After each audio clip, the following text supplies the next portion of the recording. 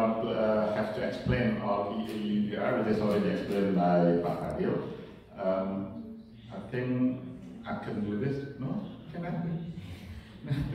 You can do escape, please. Can you? No, you cannot do it. Wrong, button. Could you take off and put back again? Okay, so this is I'm trying to make them free of work. If you see that, I could put subtitle. Again, this presentation or the abstract is written before the decision by EU 2 days ago. Okay. Initially, the government of Indonesia proposed not to comply. Okay. Then I put an option, we thought before taking a conclusion not to comply, I just put, okay, while we work on improving the sustainability. That's actually I cannot use previous levels. Next. Next please. About the numbers, what I'm going to present first is about we already propose sustainable palm oil. Then I explain you the numbers, different time combination. Then this I don't have to repeat. And I would like to update you with the challenges, problems of dealing with small oil. That's it. Next. This is the numbers.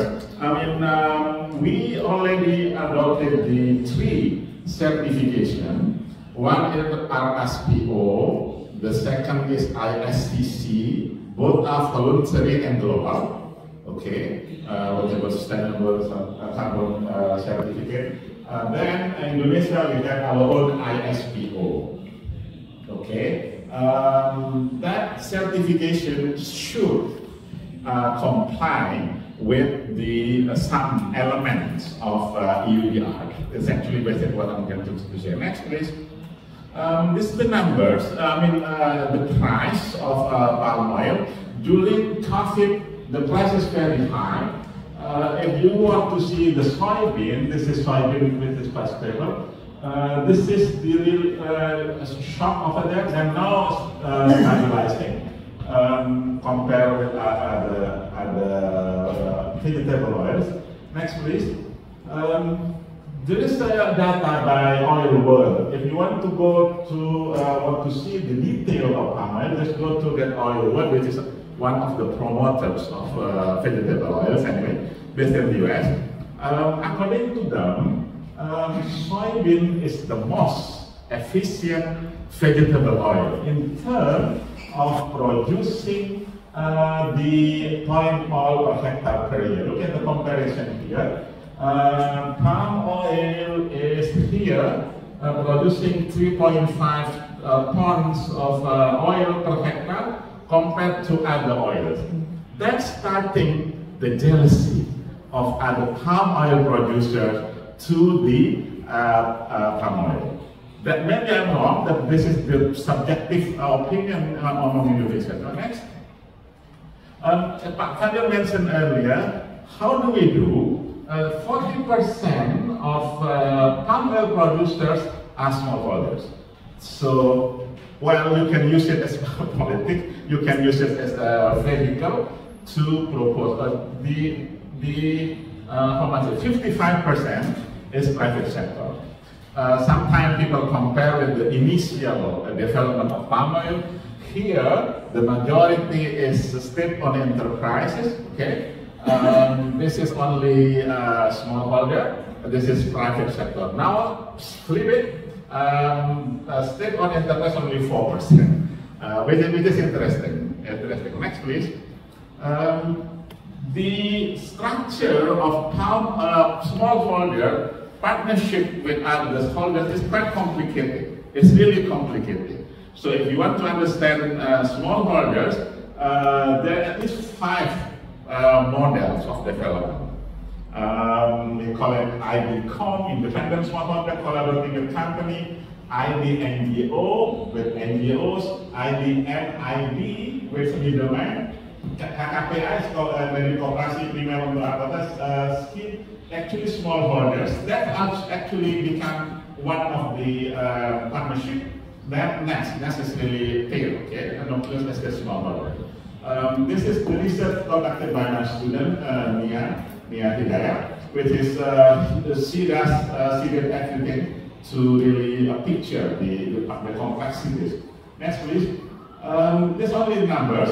And I want to tell you about the consumption is increasing. Okay, then the composition in the last 20 years or so. You can do the data. Actually, I took everything from oil well. Next, this production is increasing compared to other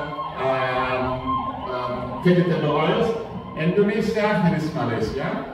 In 2005, we've surpassed the Malaysia. So Malaysia has become the second. But these two together, next please. Next, two together here is already how much? 70%, which is a lot. Okay, Indonesia and Malaysia. And then the picture. This is during El Nino, big El Nino 1997. This is the last El Nino even during the forest fire, as Arif's earlier presentation. Next, please. This is only the data. The production, biodiesel, FAME is actually a biofuel, and this consumption and production and the export. Next. I think I have mentioned earlier about Indonesia and Malaysia. Next, please. Okay. Now the demand in Indonesia is shifting. Palm oil is not used only for oil, but used for biodiesel. Look at this color of other food uses, which is actually increasing. So biodiesel consumption increased steadily, implying the increase of price.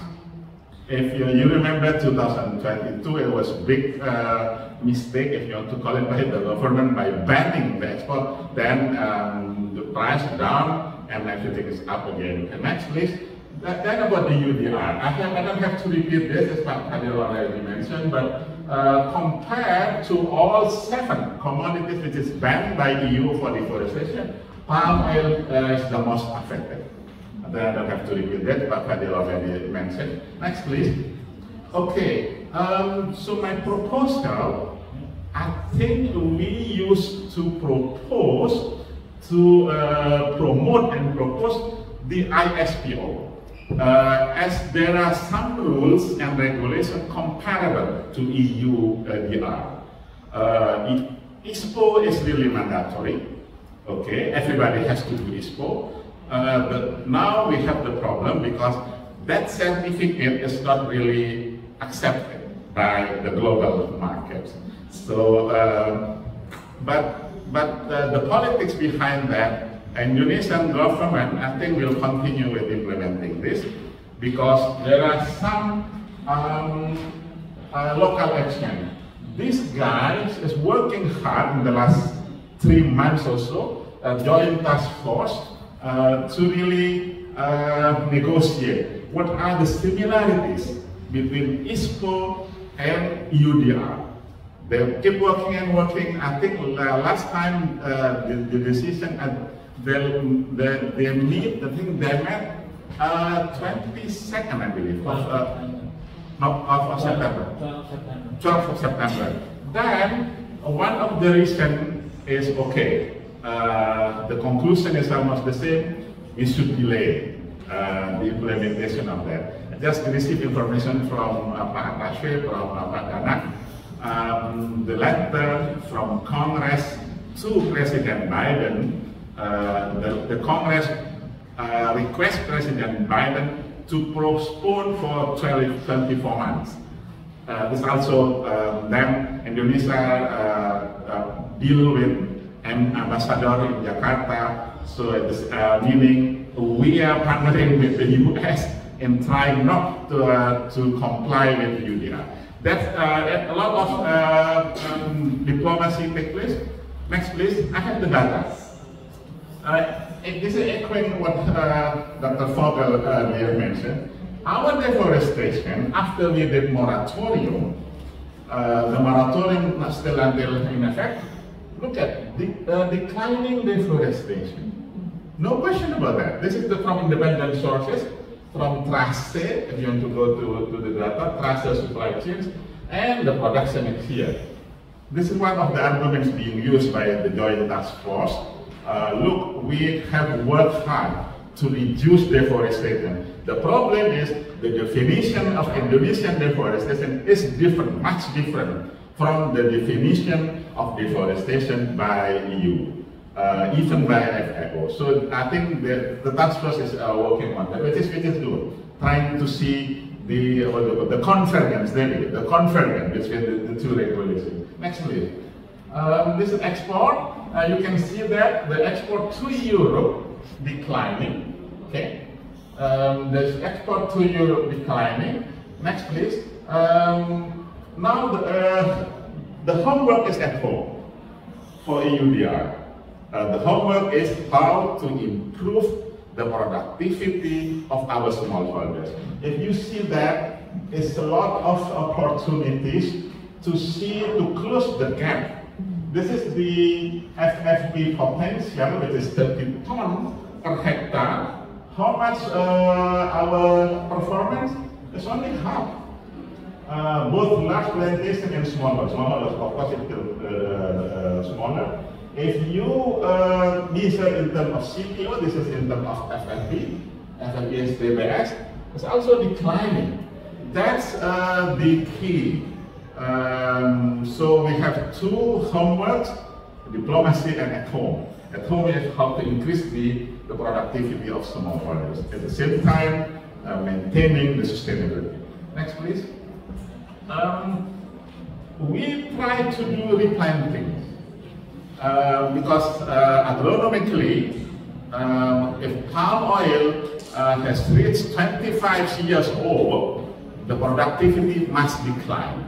They decline. This is agronomically. And what do? You have to do replanting.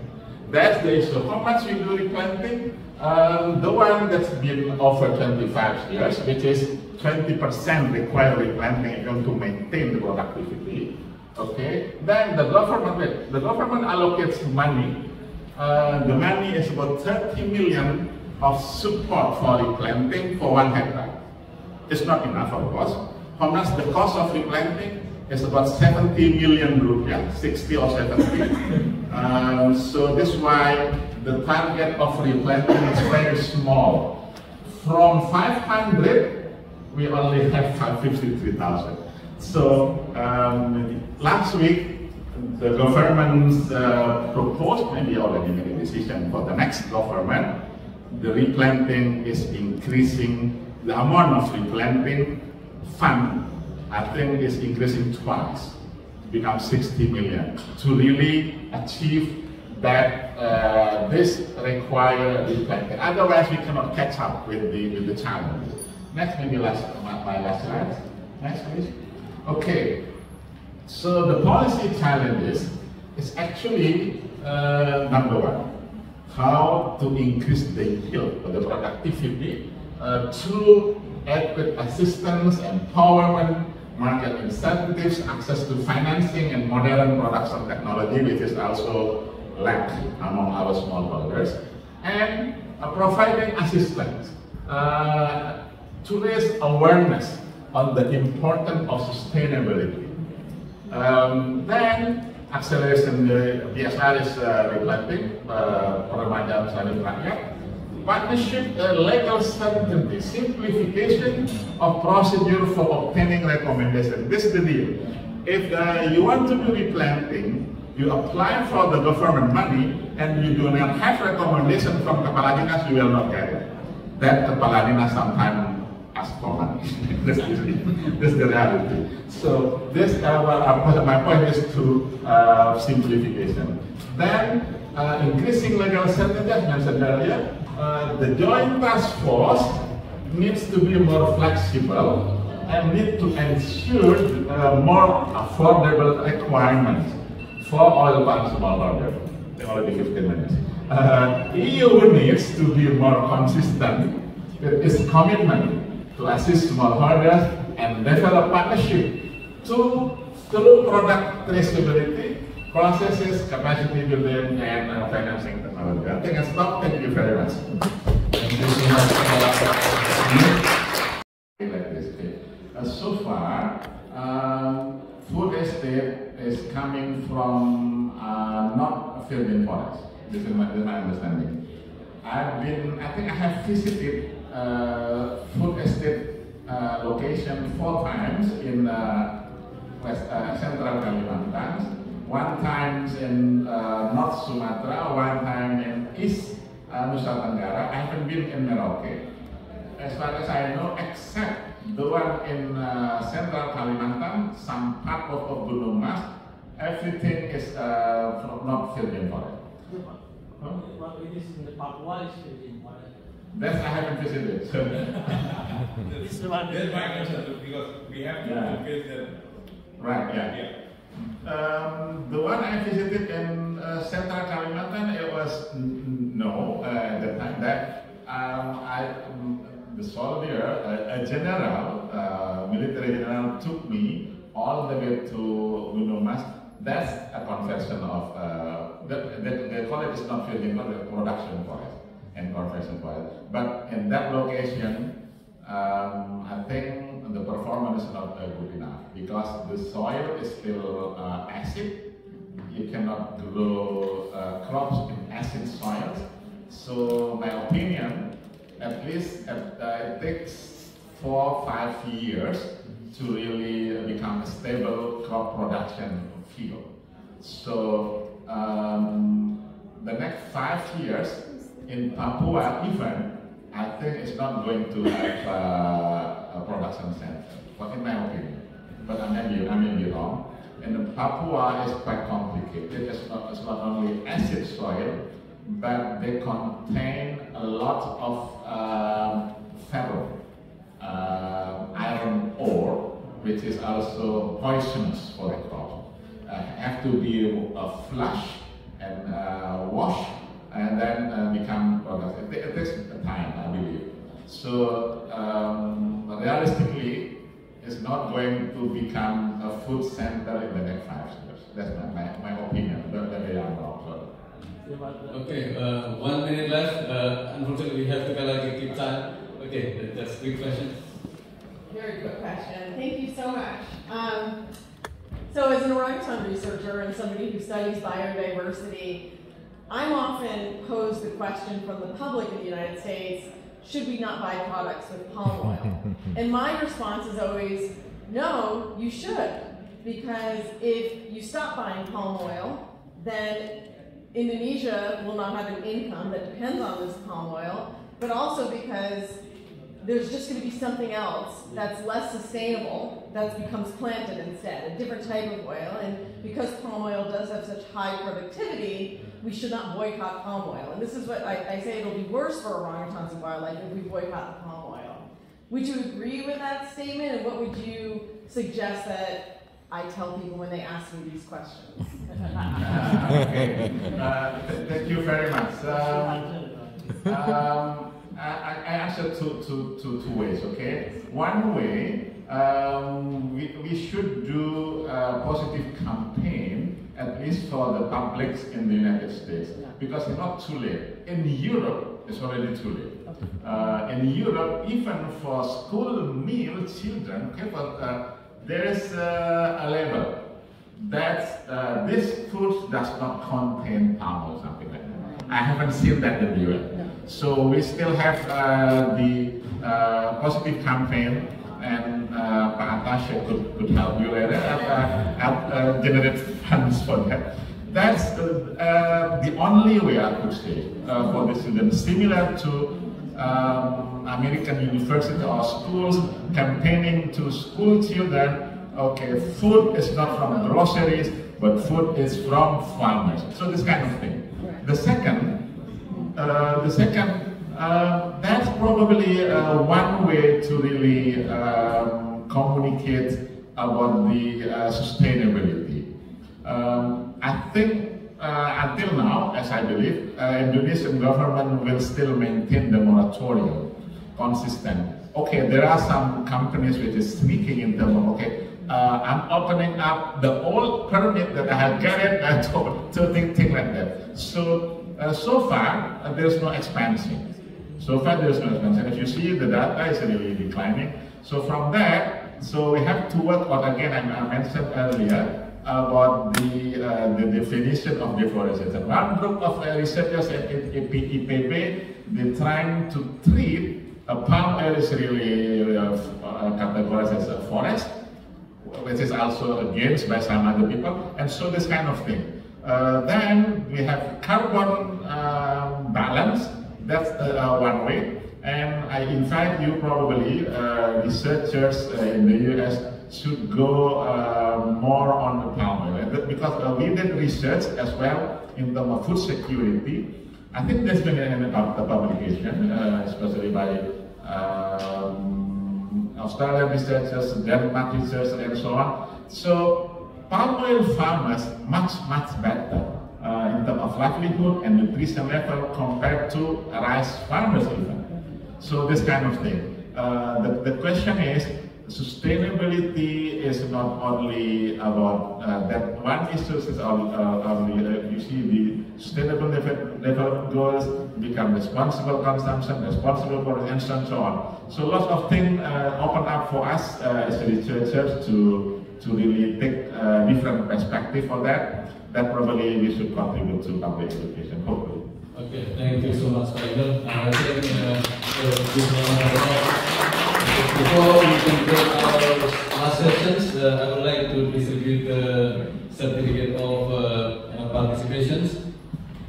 So, Pak Basi.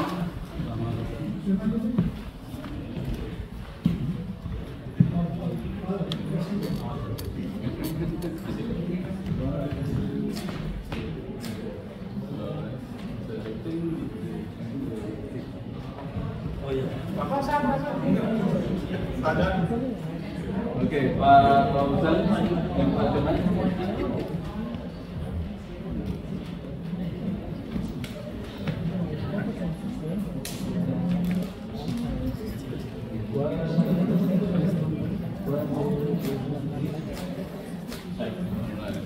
Last but not least, Pak Inul. Fotonya dari mana tuh? Mana tuh?